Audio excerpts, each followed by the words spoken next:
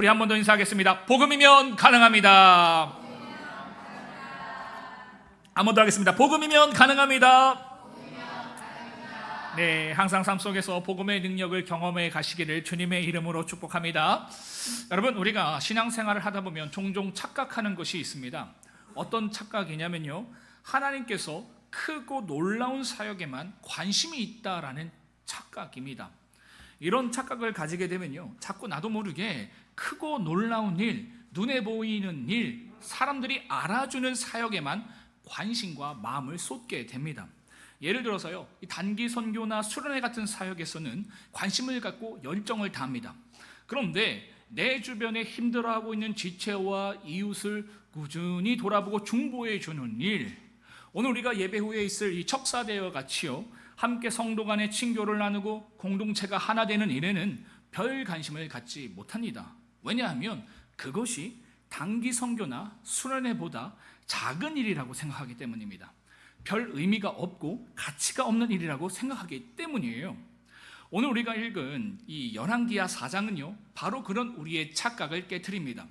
우리가 생각했을 때에 작은 일이라고 생각하고 별 의미 없다고 생각하는 그 일이 하나님 앞에서 얼마나 귀한 사역인지를 보여주고 있습니다.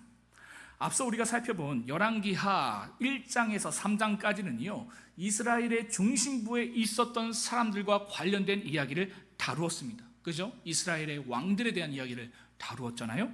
근데 갑자기 오늘 우리가 읽은 열왕기하에서부터는요, 이스라엘 주변부에 있는 사람들의 이야기로 넘어가게 됩니다. 자녀들이 종으로 팔려갈 정도로 가난한 과부의 이야기, 자녀를 잃은 부부의 이야기, 끼니도 해결하기 어려운 가난한 선지자들에 관한 이야기, 심지어 6장에 가면요, 참 하찮은 일 같은 일이 일어나요. 어떤 일이냐면 도끼를 잃어버린 한 사람을 위해서 엘리사가 도끼를 찾아주는 이야기를 다루고 있습니다. 그러니까 우리가 보기에는 굉장히 하찮잖아요, 그죠? 크고 놀라운 일들, 세계 선교, 엄청난 일을 우리는 생각하는데 하나님께서 이러한 일들 가운데서도 관심이 있다라는 거예요. 이처럼 사람들이 잘 주목하지 않은 사람들과 별로 대단해 보이지 않은 사역들 가운데에 우주의 창조주 되시고요, 역사의 주관자 되시는 하나님께서 그러한 사람들과 사역에 얼마나 큰 관심과 사랑을 갖고 계신지를 말해주는 말씀이요, 열왕기하 4장의 말씀입니다. 그것이 어떻게 증명되냐면, 여러분, 엘리야와 엘리사가요, 성경 안에서 하나님의 사람이라고 불리기 시작하거든요. 어떤 사역부터 이처럼 하나님의 사람으로 여러분 불리는 줄 아십니까? 우리가 생각하면 크고 놀라운 일을 경험했을 때, 이루었을 때에 이러한 하나님의 사람이라는 칭호를 얻을 것 같잖아요, 그죠? 엘리야 같은 경우에는 갈멜산에서 450대 1로 거짓 선지자들과 싸워 이겼을 때에, 혹은 엘리야가 불병거를 타고 하늘로 올라갔을 때에, 혹은 엘리사가 요단강을 가르고 여리고의 성의 물을 고쳤을 때에 이러한 하나님의 사람이라는 칭호를 얻었을 거라고 우리는 생각하는데, 여러분 그렇지 않습니다. 성경 한번 자세히 보세요. 엘리야도 그렇고요, 엘리사도 그렇고, 오늘 본문 4장 7절의 말씀처럼 그들이 아무도 주목하지 않은 가난한 과부를 찾아가서 도와주었을 때에, 그때 비로소 성경은요, 그들을 향해 하나님의 사람이라고 부르기 시작합니다. 우리의 생각과 너무 다르지 않습니까? 우리는 엄청난 일들, 이것을 이루었을 때에 하나님께 하나님의 사람, 그리스도인, 이러한 칭호를 얻을 것 같은데, 사람들 보기에 주목하지 않은 그 사람을 향해서 찾아갔을 때에, 사람들 보기에 하찮아 보이는 그 일을 찾아갔을 때에 하나님께서는 그런 글을 보면서 하나님의 사람, 그리스도인이라고 부른다라는 것이죠. 여러분, 이 부분을 우리는 주목해야 하는 거예요. 하나님께서 그들을 하나님의 사람으로 인정하고 부르는 순간이요, 세계 선교에 참여하고요, 대각성 집회에 강사로 참여했을 때가 아니라 오히려 아무도 알아주지 않는 그 현장, 신음하고 있는 그 한 사람에게 다가가 그의 손을 붙잡아 주었던 바로 그 순간이었다라는 사실을 여러분 기억해 주시길 바랍니다. 우리 더봄교회와 성도님들이요, 이런 분들이 되셨으면 좋겠어요. 크고 놀라운 일보다 작은 일부터 마음을 쏟는 분들. 우리 성도님들 중에 그런 분들 계시잖아요. 우리 오늘도 보니까 그 10월 중보기도 책자를 우리 박명 목사님이 딱 만들어줬어요. 누구한테는 아무 관심도 없는 일이에요. 근데 누군가에게는요, 여러분, 이걸 가지고 매일 여러분들을 위해서 1시간, 2시간씩 기도하신다는 거 아십니까? 심지어 우리 아이들이, 우리 교회를 다니지 않는 아이들이 우리 교회에 와서 여러분, 저 중보기도 책자를 가져와서 여기서 무릎 꿇고 여러분들 이름 부르면서 기도해요. 읽으면서. 저는 여러분들이 그런 성도가 됐으면 좋겠어요. 눈에 보이는 화려한 사역 말고 아주 작아 보이는 그 일 가운데에 마음을 쏟고 순종하는 그러한 우리 더봄교회가 됐으면 좋겠다. 그 교회를 향해서 하나님께서는 참 기뻐하시는 교회가 되겠다라는 생각이 듭니다. 바라기는요, 여기 있는 우리 모두가 위대해 보이고 크게 보이는 일에만 의미를 두고 열정을 쏟는 것이 아니라 지극히 작아 보이는 그 일, 아무도 주목하지 않는 그 관계에 오히려 마음을 쏟는 저와 여러분들이 되길 주님의 이름으로 축복합니다. 왜입니까? 하나님의 역사와 하나님의 인정은요, 언제나 내가 보기에 작아 보이고 의미 없어 보이는 그 관계와 일 가운데서부터 시작되기 때문입니다. 오늘 본문은요, 이러한 하나님의 마음을 가장 잘 보여주는 이야기입니다. 하나님께서요, 엘리사를 어느 한 여인에게 보내시면서 이야기는 시작됩니다. 본문의 시작은요, 한 여인의 절규로 시작됩니다. 그녀는요, 남편을 잃은 과부였습니다. 그런데 그냥 가난한 정도가 아니라 자식들이 종으로 팔려갈 정도로 가난한 과부였습니다. 보통 여러분 이스라엘 사회에서는요, 개인이 채무를 갚지 못하잖아요. 그러면 법적으로 어떻게 돼 있냐면 가까운 친족이 대신 빚을 갚아주는 것이 당시의 법적인 의무이자 제도였습니다. 그런데 이상하게도요, 이 여인에게는 그런 친족이 보이지 않는 것처럼 보여요. 애초부터 친척이 없었는지 아니면 친척이 있었지만 그녀를 의도적으로 외면한 것인지는 알 수 없습니다. 한 가지 분명한 사실은요, 이 여인은 지금 그 누구도 도와줄 사람도 기대할 사람도 없는 절망적인 상황에 놓여 있었다라는 것이죠. 더 안타까운 것은요, 그녀의 죽은 남편이 하나님을 위해 헌신했던 선지자 후보생이었다라는 겁니다. 오늘날 따지면 전도사님 정도, 목사님 되기 전에 전도사님 정도. 그러니까 자기 남편이 전도사였어요. 즉 하나님을 위해서 자신의 삶을 드린 가정이었습니다. 그런데 그런 가정이 지금 가장 가난하고 가장 고통스러운 자리에 놓여 있다라는 겁니다. 왜 이런 일이 생겼냐면요, 당시 이스라엘 사회는요, 바알을 섬겨야지만 돈을 벌 수 있는 구조였습니다. 제가 그전에도 한번 말씀드렸잖아요, 그죠? 이스라엘 사회에서 여러분 돈을 많이 벌기 위해서는 딱 두 가지 방법이 있었어요. 첫 번째는 농사를 짓는 것이었고요, 두 번째는 무역이라는 것이었습니다. 그런데 문제는요, 대부분의 농사법 자체가 바알 신앙과 연결되어 있었어요. 그래서 농사를 짓게 되면 자연스럽게 바알 숭배에 빠져들 수밖에 없었습니다. 그러니까 돈은 버는데 신앙은 망가지는 거예요. 또한 무역도 마찬가지였습니다. 당시 여러분 이스라엘 나라의 그 무역 파트너가 어느 나라였냐면 시돈이라는 나라였어요. 여러분 기억나십니까? 시돈? 시돈에서 누가 시집왔죠? 아합에게? 이세벨. 안 되겠네. 우리 성경 퀴즈 대회를 한번 해야겠네요. 그죠? 야, 이거 안 되겠어. 시돈에서 이세벨이 왔어요. 그러니까 시돈은 어떤 나라였냐면 바알 숭배의 근원지였습니다. 발행지였어요. 발생지였어요. 그래서 여러분 무역을 하려면요, 어쩔 수 없이 바알을 섬기는 사람들과 교제를 해야 했습니다. 그러니까 그러한 교제를 통해서요, 자연스럽게 바알 숭배에 빠져들 수밖에 없었어요. 그러니까 돈은 버는데 이 또한 신앙이 망가지는 겁니다. 결국 이러한 사회의 구조 속에서요, 하나님의 종들은 하나님에 대한 순수한 신앙을 잃지 않기 위해서 농사와 무역을 하지 않고요, 대부분 산속에 은둔하면서 살았습니다. 그래서 선지자들은요, 가난했던 거예요. 그런데 그러한 선지자들 중에서도요, 오늘 본문에 등장하는 이 여인의 가정은요, 더 가난한 상황이었던 겁니다. 어쩌면 그 선지자들 중에서도, 목회자들 중에서도 더 하나님을 믿는 사람들 있잖아요, 그죠? 좀 중간에 좀 타협하면 좀 좋은데, 그죠? 좀 타협하면서 목회하면 좀 살만한데 이 가정은 그렇지 않았던 것 같아요. 이 사모님과 이 돌아가신 이 목회자분은 그러지 않았던 것 같아요. 그래서 더 어려운 상황 가운데 놓이게 되었다라는 것이죠. 심지어 뭡니까? 남편도 죽고, 의지했던 남편도 죽고, 자식이 종으로 팔려갈 상황에 놓이게 된 겁니다. 여러분, 이러한 현실 앞에서요, 우리는 어떤 생각이 듭니까? 하나님은 과연 어디 계신가? 고작 이게 믿음의 결과인가? 여러분, 이런 질문 들지 않겠습니까? 내가 하나님의 종이에요. 하나님께 헌신하고 타협하지 않고 왔어요. 근데 내 삶은 가난한 거예요. 남편도 죽은 거예요. 자녀들도 종으로 팔려가게 되는 거예요. 그 가운데에 당연히 하나님 과연 살아계신가? 살아계시더라도 선하신 분인가? 고작 이게 믿음의 결과인가? 이런 질문 들지 않겠습니까? 세상 사람들을 보니까, 바알 신앙을 따라가는 사람들 보니까, 대충 신앙하는 사람들 보니까 잘 먹고 잘 살아가는 거예요. 그런데 우주를 창조하신 하나님, 전능하신 하나님, 선하신 하나님을 믿는다는 나는 너무나도 세상에서 초라한 겁니다. 너무 없는 거예요. 너무 연약한 거예요. 이런 문제 앞에서 여러분, 하나님은 과연 살아계시는가? 정말 선하시고 전능하신가? 라는 하나님의 실존과 하나님의 본질에 대한 의심과 회의가 자연스럽게 들 수밖에 없습니다. 그렇죠? 이런 상황에서 신앙을 떠난 분들 꽤 많이 봤어요. 왜요?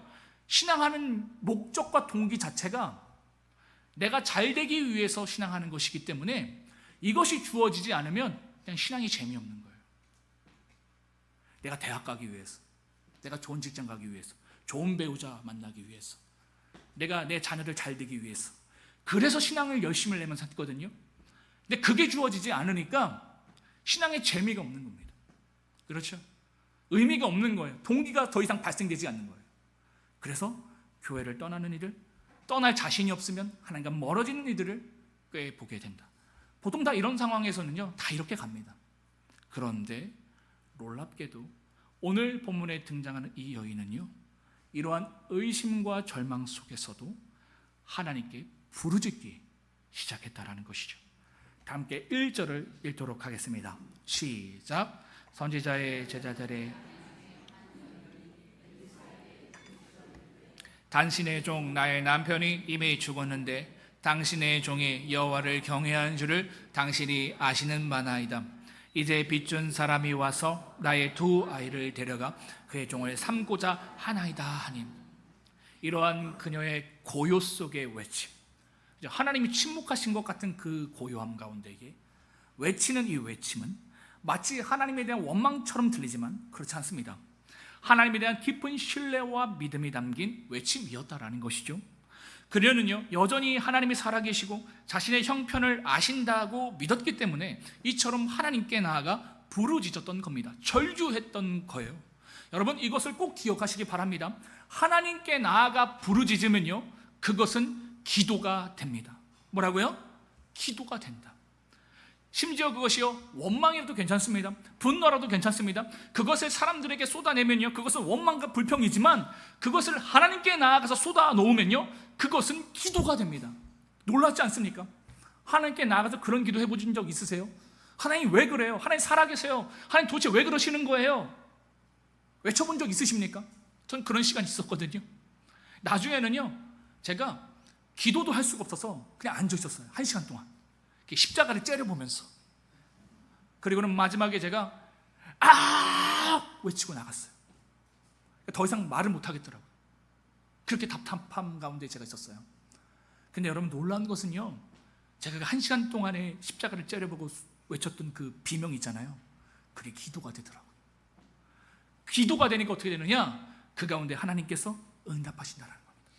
근데 제가 여러분, 기도를 해보니까 어떤 기도에 하나님께서 응답하시냐면 이러한 기도에 응답하세요. 내가 하나님을 향해서 답답함을 가지고 억울함을 가지고 기도 같지 않은 미사오구도 없고 화려한 내용도 없고 그냥 하나님 앞에서 아버지 살려주세요, 도와주세요, 그냥 외치는 그 절규, 그 가운데 하나님께서는 반드시 응답하신다라는 겁니다. 여러분, 다시 한번 말씀드립니다. 사람들에게 찾아가서 원망 불평하지 마세요. 그냥 세상 가운데에 무너져 있지 마세요. 답답함을 가지고 하나님께 나아가서요, 하나님께 부르짖으십시오. 절규여도 괜찮습니다. 비명이어도 괜찮습니다. 하나님께 나아가 그와 같이 부르짖으면요, 그건 기도가 되는 거예요. 그리고 그 기도 가운데 하나님께서는 신실하게 응답하신다라는 사실을 여러분, 이 시간 믿으시길 바랍니다. 이처럼 하나님께 나와 부르짖었던 그녀에게 하나님의 응답이 주어지기 시작했는데 그 응답의 내용은 다음과 같습니다. 다 함께 3절부터 4절을 읽도록 하겠습니다. 시작. 이르되 너는 밖에 나가서 모든 이웃에게 그릇을 빌리라. 빈 그릇을 빌리되 조금 빌리지 말고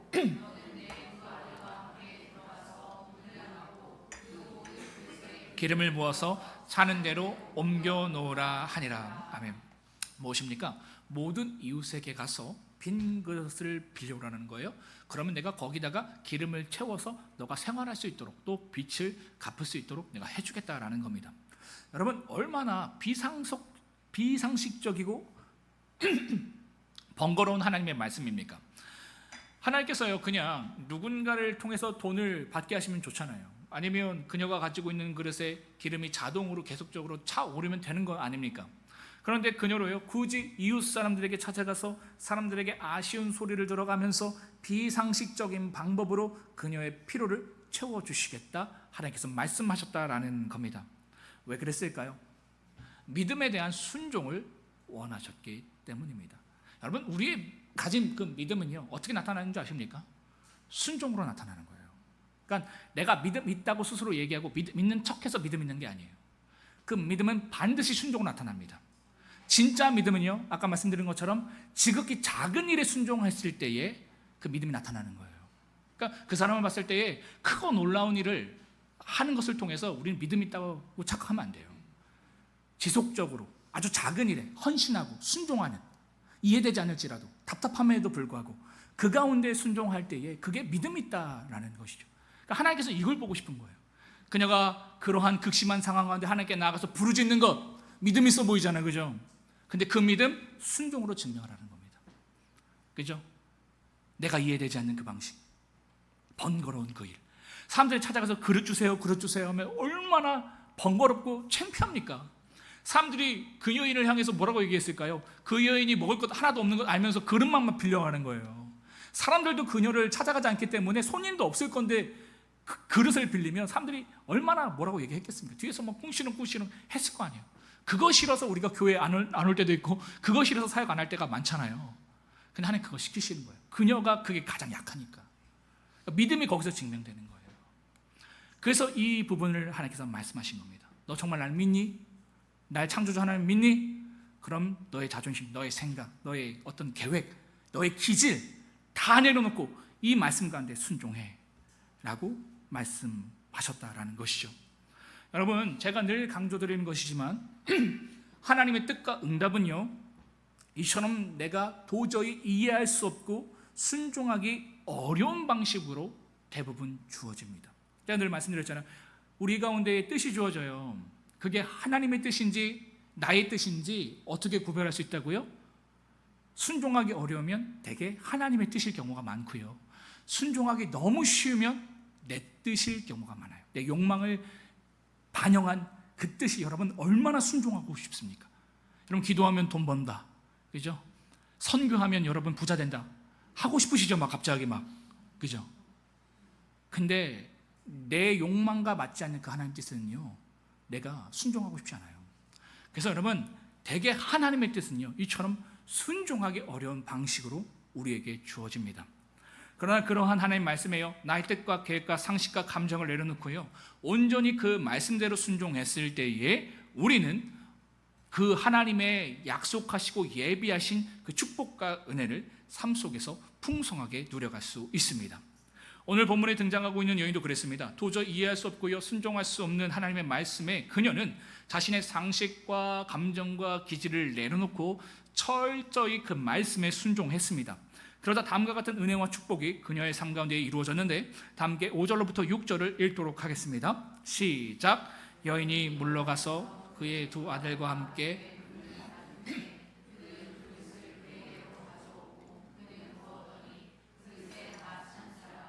여인이 아들에게 이르되 또 그릇을 내게로 가져오라 하니 아들이 이르되 다른 그릇이 없나이다 하니 기름이 곧 그쳤더라. 아멘. 이처럼 하나님께 나와 부르짖고 그 가운데 주어지는 하나님의 말씀에 자신의 상식과 감정을 내려놓고요, 온전히 순종할 때에 그녀는 하나님의 축복과 은혜를 삶 속에서 풍성하게 경험할 수 있었습니다. 여기서 우리가 또 하나 놓쳐서는 안 되는 말씀의 포인트가 있어요. 하나님의 축복과 은혜는 내가 말씀에 순종한 만큼, 나의 믿음의 분량만큼 주어진다라는 겁니다. 여러분, 6절을 보세요. 그녀가 하나님의 말씀대로 이웃에게 그릇을 빌려와 준비한 만큼 그만큼 하나님의 은혜와 축복이 그녀에게 주어졌습니다. 이처럼 내가 말씀에 순종한 만큼, 나의 믿음의 분량만큼 하나님의 은혜와 축복은 우리에게 주어진다라는 사실을 잊지 마시길 바랍니다. 여러분, 그런데요, 이러한 순종과 믿음은 그냥 가만히 있다고 해서 저절로 주어지는 것이 아닙니다. 아주 작은 것부터 하나님을 신뢰하고 순종하는 것을 통해서 이러한 순종과 믿음의 분량이 넓어지는 것이지요, 하루아침에 이것이 준비되는 것이 아니다라는 겁니다. 제가 우리 새신자인 조성환 형제를 조금 이 시간 칭찬해 주고 싶어요. 우리 형제가 부끄러울 수 있겠지만 우리 여러분, 추석 때 저희가 이제 추석 예배 핸드북을 만들어서 드렸어요, 그죠? 그리고 여러분들 이걸 가지고 가정과 함께 예배 드립시오. 추석에 이렇게 가족과 함께 예배 드리는 게 영적으로 굉장히 큰 유익을 줍니다 라고 말씀드렸어요, 그죠? 우리 성환 형제는 당직이어서, 직장 당직이 있어서 아버지에게 못 내려갔대요. 핑계거리가 있잖아요, 그죠? 안 할 수 있잖아요. 근데 이 작은 일에 우리 성환 형제가 순종해서 아버지께 전화를 해갖고 영상통화로 예배를 드렸대요. 근데 우리 성환 형제가 한 10여 년 동안 거의 아버지와 연락을 안 하고 지냈던 친구라고 합니다. 왜냐면 아버지가 계속 교회 가라는데 그게 너무 싫대요. 그래서 교회 다니라는 소리가 싫어서 뛰쳐나와갖고 아버지랑 10몇 년 동안 연락을 안 한 상태였던 거예요. 그런 상태에서 여러분, 아버지랑 지금 서먹해요. 근데 아버지께 전화해서 갑자기 아버지 우리 영상으로 예배드려요. 얼마나 황당하겠습니까, 그죠? 아버지가 오히려 황당했대요. 당황해서 나 안 하겠다고 하셨대요. 근데 그 다음날 예배를 드렸대요. 한번 사진 보여줄래요? 네. 아버지랑 처음 웃으면서 통화를 해봤대요. 그러니까 여러분 보십시오. 이렇게 작은 일에 순종할 때에 하나님께서 이와 같은 큰 은혜를 허락해 주시는 거예요. 그러니까 여러분, 믿음이라는 것은요, 크고 놀라운 일이 아닙니다. 아주 작은 일에 내가 마음을 쏟고 내가 순종하며 나아갈 때에 이와 같은 은혜와 축복과 회복이 우리에게 주어진다라는 것이죠. 사랑하는 성도 여러분, 오늘도 이 믿음의 선한 싸움을 멈추지 마시길 바랍니다. 하나님의 부재와 침묵이 느껴지는 현실 속에서 오늘 본문에 등장한 과부와 같이요, 그럼에도 불구하고 하나님을 향한 믿음과 신뢰를 가지고 하나님께 나아가 부르짖으시기를 바랍니다. 그리고 그 부르짖음 가운데에 하나님께서 말씀하실 때에 비록 그 말씀이 나의 상식과 현실과 기질과 감정에 맞지 않고 이해되지 않을지라도 그 말씀 가운데에 믿음으로 순종해 가시기를 바랍니다. 그 순종을 통해서요, 여러분 삶 속에 하나님의 크신 은혜와 축복이 부어질 것을 믿습니다. 여러분, 한 번 순종하지 마세요. 신앙의 훌륭함은요, 지속성이에요. 여러분, 제가 보니까요, 반짝 순종하는 분들 계세요. 반짝 믿음 갖는 분들 계세요. 근데 여러분, 지속적으로 믿음 갖고 순종하는 분들은 꽤 없다니까요. 주변을 돌려보세요. 꾸준하게 자기의 자리를 지키고 믿음과 순종으로 나가는 사람 없습니다. 사실 그게 실력이거든요. 큰 일을 하는 게 실력이 아니라 이러한 작은 일 가운데에 충성되게 나아갈 때에 하나님께서 그걸 보시고 그 가운데 은혜와 축복을 주신다라는 것이죠. 그러나 여러분, 그러한 하나님의 은혜와 기적이 혹 삶 속에 주어지지 않는다 해도, 여러분 그럴 수 있어요. 오늘 이야기의 마무리가 하나님께서 그녀에게 모든 것을 채워주셔서 끝나서 너무 은혜가 되잖아요. 그런데 여러분, 그러지 않을 때가 있습니다. 예수님께서도 어떻게 마무리하셨습니까? 십자가에 죽으셨잖아요. 십자가에서 내려오셔서 이 로마 병사들을 다 이게 막 쓸어버리면 괜찮은데, 그러면 해피엔딩인데 그렇게 안 하셨어요. 십자가에 죽으셨습니다. 그렇게 끝났다니까요. 예수님의 제자들도 여러분 어떻게 끝났습니까? 다, 그죠? 순교당했잖아요.